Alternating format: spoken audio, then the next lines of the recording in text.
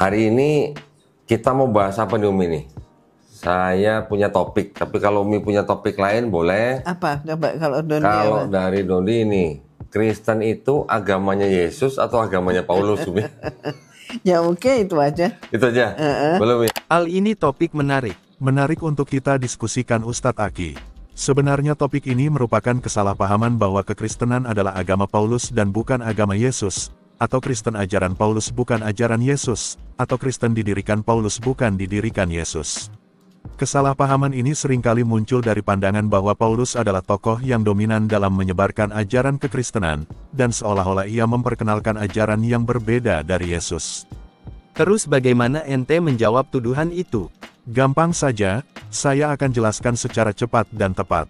Klaim kekristenan adalah agama Paulus dan bukan agama Yesus, atau Kristen ajaran Paulus bukan ajaran Yesus, atau Kristen didirikan Paulus bukan didirikan Yesus atau klaim sejenisnya dapat dibantah dengan 5 penjelasan berdasarkan Alkitab dan sejarah gereja awal. Pertama, Yesus sebagai pusat kekristenan. Kekristenan didirikan atas ajaran, kehidupan, kematian, dan kebangkitan Yesus Kristus, bukan atas dasar Paulus. Injil Matius, Markus, Lukas, dan Yohanes secara eksplisit menyoroti ajaran dan karya Yesus, bukan ajaran Paulus. Injil Yesus mengajarkan tentang kerajaan Allah, pengampunan dosa, kasih, dan keselamatan. Paulus, dalam surat-suratnya, tidak pernah mengklaim bahwa ajarannya menggantikan ajaran Yesus, melainkan justru menegaskan dan memperdalam pengertian tentang karya Yesus. Contohnya, Paulus menekankan kematian dan kebangkitan Yesus sebagai inti dari iman Kristen, 1 Korintus 15 ayat 3-4. Dalam surat-suratnya, Paulus terus-menerus menunjuk kepada Yesus sebagai pusat keselamatan, Roma 5 ayat 8, Filipi 2 ayat 5-11.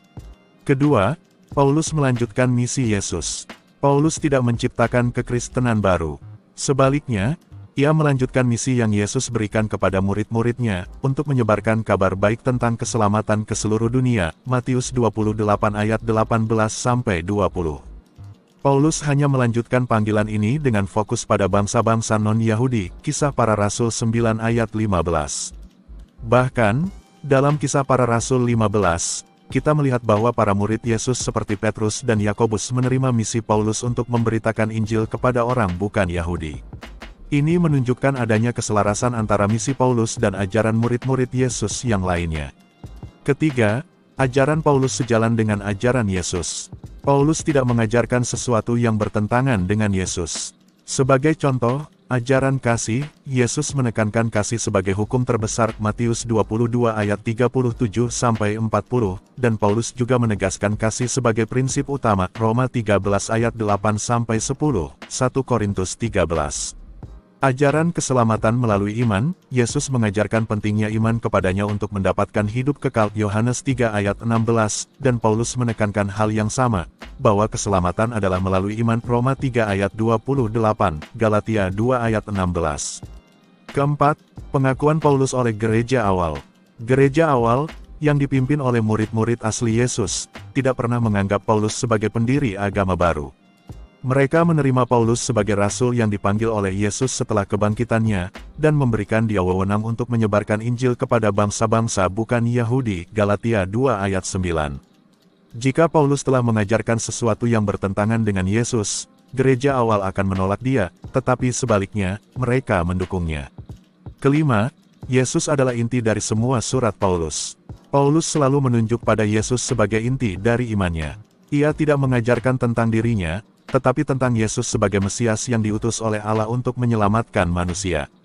Dalam 1 Korintus 2 ayat 2, Paulus menulis, "Karena aku telah memutuskan untuk tidak mengetahui apa-apa di antara kamu selain Yesus Kristus, yaitu Dia yang disalibkan." Itu dia, 5 poin ini penting diketahui orang Kristen berkenaan dengan tuduhan Irene Handono dan Dondi Tan tersebut. Oh, jadi, Paulus tidak menciptakan agama baru atau memperkenalkan ajaran yang bertentangan dengan Yesus. Sebaliknya, Paulus adalah salah satu penginjil terbesar yang membantu menyebarkan ajaran Yesus kepada bangsa-bangsa lain. Kekristenan berakar pada ajaran dan karya Yesus Kristus, sementara Paulus hanya melanjutkan dan memperluas pesan itu, terutama kepada orang non-Yahudi, sesuai dengan misi yang Yesus berikan kepada murid-muridnya. Betul sekali. Coba lihat pernyataan mereka ini. Ya jelas lah ya, secara sepintas saja ya kita akan tahu bahwa sebenarnya walaupun Paulus dan Yesus itu hidup di dalam zaman yang sama, hanya perbedaan selisih waktu kurang lebih 2 tahun, 2 atau 4 tahun ya Umi ya. 2 atau 4 tahun begitu ya. Yesus lebih muda begitu ya. Tapi mereka berdua ini tidak pernah bersatu. Selalu kalau yang boleh dibilang kalau yang satu ke kanan, yang satu ke kiri. Yang satu ke kanan, yang satu ke kiri. Dan kemudian kita juga di dalam Bible pun tidak pernah dinyatakan bahwa bahwa Paulus itu adalah murid Yesus yang inti. Itu tidak ada. Sama sekali itu tidak ada. Dan Paulus itu kemudian yang ada di dalam Bible menyatakan diri bahwa dia ngaku kalau dia sebagai pencari, penyiksa, pembunuh murid-murid Yesus. Betul. Nah, itu yang dia lakukan. Terus dia melaksanakan yang namanya penobatan. Dan itu terkenal dan sebenarnya bukan itu begitu ya. Kenapa? Karena saksinya pun tidak ada. Tapi keterkaitan Paulus gitu, sampai muncul ini Kristen ini buatan Yesus atau buatan Paulus, itu kita bisa melihat di mana sih sebenarnya Kristen itu ditetapkan. Tuduhan bahwa Paulus tidak pernah dinyatakan sebagai murid Yesus dan hanya dikenal sebagai pembunuh murid Yesus dalam Alkitab memerlukan pemahaman yang lebih mendalam mengenai peranan Paulus dalam kekristenan awal serta bagaimana Alkitab menggambarkan transformasinya. Dalam Kisah Para Rasul 7-9, Paulus sebelumnya dikenal sebagai Saulus memang terlibat dalam penganiayaan orang Kristen. Ia hadir saat Stefanus, martir pertama, dirajam batu Kisah Para Rasul 7 ayat 58, dan setuju dengan eksekusi tersebut Kisah Para Rasul 8 ayat 1. Paulus juga digambarkan sebagai seorang yang sangat gigih dalam menganiaya orang Kristen, Kisah Para Rasul 9 ayat 1-2. Namun, kisah Paulus tidak berhenti pada penganiayaan. Dalam Kisah Para Rasul 9, dijelaskan bahwa Paulus mengalami perjumpaan langsung dengan Yesus yang telah bangkit di jalan menuju Damaskus. Yesus berkata kepadanya, "Saulus, Saulus, mengapa engkau menganiaya aku?" Kisah Para Rasul 9 ayat 4. Di sini, meskipun Paulus tidak pernah menjadi murid Yesus secara langsung seperti para rasul lainnya selama Yesus hidup di dunia, ia secara tegas dipanggil dan ditugaskan oleh Yesus sendiri untuk menjadi rasul kepada bangsa-bangsa lain. Paulus kemudian diakui sebagai rasul yang dipilih langsung oleh Kristus yang telah bangkit. Dalam surat-suratnya, Paulus mengklaim bahwa dia tidak menerima Injil dari manusia, tetapi melalui pewahyuan langsung dari Yesus Kristus. Galatia 1 ayat 11-12.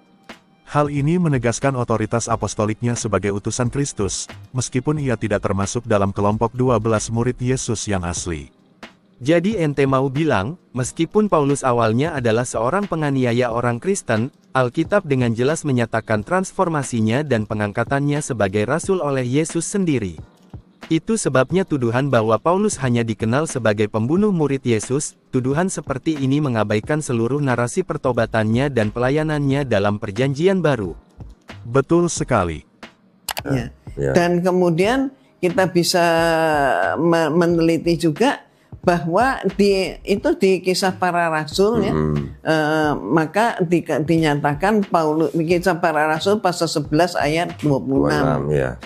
Di mana saat itu Paulus ini berhasil mengajak sebagian daripada murid-murid Nabi Isa yang melalui pendekatan melalui Barnabas, gitu ya. Dan kemudian mereka ini memang selama Nabi Isa ada di tengah-tengah mereka, Nabi Isa melarang mereka untuk keluar dari Yudea. Tapi ini dibawalah ke Antioquia. Antioquia itu sekarang ini ya letaknya di Turki Selatan lah gitu ya. Kalau nggak salah sekarang apa ya? Anatolia. Anatolia, ya. Di sana. Nah kemudian mereka ini Paulus ini mengumpulkan murid-murid Yesus dan berikut dirinya di dalam rumah yang sama selama kurang lebih itu 1 tahun. Iya. Nah, Iya. dan setelah 1 tahun kemudian mereka menamakan diri bahwa mereka inilah Kristen. Jadi pertama kali disebut Kristen itu adalah peristiwa Antiokhia. Ya, ya, ya. Jadi mereka berguru pada Paulus selama setahun ya. Terus kemudian tanya jawab ini sebenarnya apa ini, kaderisasi. Iya. Apa ya? Jadi kayak ini apa? Sekolah khusus gitu ya Umi ya. Sekolah khusus begitu Iya, ya. ya. Sekolah khusus ajaran baru gitu ya. Ya, ajaran baru. Bukan tahun baru gitu. Bukan tahun baru, ajaran baru. Ajaran baru, ya. Apa namanya, pola hidup yang baru. Gitu. Iya. Dan itu di Antiokhia. Iya, iya. Pertama kali mereka disebut sebagai Kristen. Tahun berapa itu? Ya itu antara 40 sampai 60 Masehi. Masehi, iya. Berarti Iya. di mana Yesus? Sudah tidak ada. Ya. Sudah tidak ada lagi di situ. Mengenai tuduhan bahwa kekristenan baru muncul di Antiokhia seringkali didasarkan pada Kisah Para Rasul 11 ayat 26, di mana disebutkan bahwa para pengikut Yesus untuk pertama kalinya disebut Kristen di Antiokhia. Namun, klaim bahwa kekristenan baru muncul di Antiokhia perlu dijelaskan dengan konteks yang lebih luas mengenai perkembangan gereja mula-mula. Coba ente jelaskan. Baik, saya akan jelaskan. Kekristenan tidak dimulai di Antiokhia, tetapi berasal dari Yesus Kristus dan ajarannya di Yudea. Ajarannya telah tersebar melalui murid-muridnya sejak masa pelayanannya. Sebelum adanya gereja di Antiokhia, Yesus memulai pelayanannya di Galilea dan Yudea, dan murid-muridnya mengikuti dan menyebarkan ajarannya sejak awal. Matius 4 ayat 23-25, Lukas 4 ayat 14-15. Yesus sendiri mengutus murid-muridnya untuk memberitakan Injil, Matius 28 ayat 19-20, yang merupakan dasar dari misi kekristenan. Antiokhia, sebuah kota penting di wilayah Romawi, menjadi salah satu pusat utama misi penginjilan di antara bangsa-bangsa non-Yahudi. Ketika orang-orang percaya pertama kali mulai menyebarkan Injil di luar Yudea, mereka membawa ajaran Yesus ke kota-kota seperti Antiokhia. Kisah Para Rasul 11 ayat 19-20. Di kota ini, banyak orang bukan Yahudi yang menerima Injil, dan komunitas Kristen berkembang pesat. Para pengikut Yesus di Antiokhia sebenarnya sudah percaya kepada Yesus sebelum mereka disebut Kristen. Penggunaan istilah Kristen pertama kali di Antiokhia hanyalah penamaan oleh orang-orang di luar komunitas, bukan awal mula kekristenan. Penting untuk dipahami bahwa sebutan Kristen bukan berarti agama baru muncul di Antiokhia. Sebutan itu hanya muncul untuk menandai para pengikut Yesus yang telah ada sejak masanya.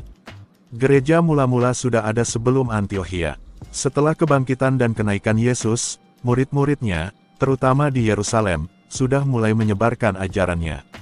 Injil pertama kali diberitakan di Yerusalem, bukan di Antiokhia, dan banyak orang menjadi pengikut Yesus di sana. Kisah Para Rasul 2 ayat 41. Pada hari Pentakosta, banyak orang bertobat dan menjadi percaya kepada Yesus setelah mendengar khotbah Petrus di Yerusalem. Kisah Para Rasul 2. Ini adalah salah satu momen besar kelahiran gereja mula-mula, jauh sebelum komunitas di Antiokhia terbentuk. Murid-murid Yesus pertama kali disebut sebagai orang-orang yang mengikuti jalan, atau orang percaya, sebelum sebutan Kristen muncul. Kisah Para Rasul 9 ayat 2. Istilah Kristen yang pertama kali muncul di Antiokhia hanyalah label yang diberikan oleh orang luar. Nama ini diberikan untuk mengidentifikasi para pengikut Kristus, tetapi kekristenan sudah ada sejak pelayanan Yesus di Yudea dan Galilea. Dalam sejarah kekristenan, perubahan istilah atau label tidak mengubah inti ajaran atau kepercayaan yang telah ada sejak Yesus hidup, mati, dan bangkit. Paulus, yang memainkan peran penting dalam penyebaran kekristenan, juga mengunjungi Antiokhia dan terlibat dalam penginjilan di sana. Kisah Para Rasul 11 ayat 25-26. Namun, kehadiran Paulus di Antiokhia tidak berarti bahwa kekristenan dimulai di sana. Paulus dan Barnabas hanya memperkuat komunitas Kristen yang sudah ada, dan mereka membantu menyebarkan ajaran Yesus lebih luas ke orang-orang non-Yahudi. Saya bisa mengerti. Jadi kekristenan tidak dimulai di Antiokhia. Antiokhia hanyalah salah satu kota di mana kekristenan mulai berkembang pesat, terutama di kalangan bangsa-bangsa non-Yahudi. Sebutan Kristen yang pertama kali muncul di Antiokhia hanyalah nama yang diberikan oleh orang luar untuk mengidentifikasi para pengikut Yesus. Benar sekali. Dengan demikian, tuduhan bahwa kekristenan baru ada di Antiokhia tidak memiliki dasar kuat secara historis maupun teologis. Kekristenan sudah ada sejak zaman Yesus dan para muridnya. Terima kasih penjelasannya, Al. Sama-sama Ustadz Aki. Salam murid Kristus.